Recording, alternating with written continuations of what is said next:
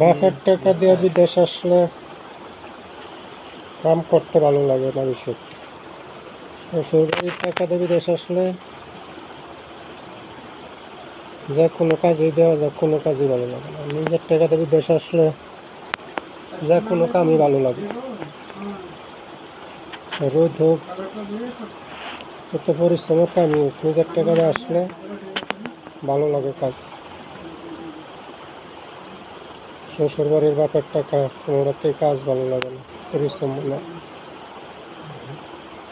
নিজের টাকাটা তো কষ্টের কামাই থাকে, বাপেরটা কিছুটা, কিন্তু শ্বশুরবাড়িটা তো একবারেই সস্তা। এই কারণে কাজ আর বিদেশে আসলে পরিশ্রম মনে হয়, থাকতে মন চায় না, যাইতে মন চায়, যাই হোক।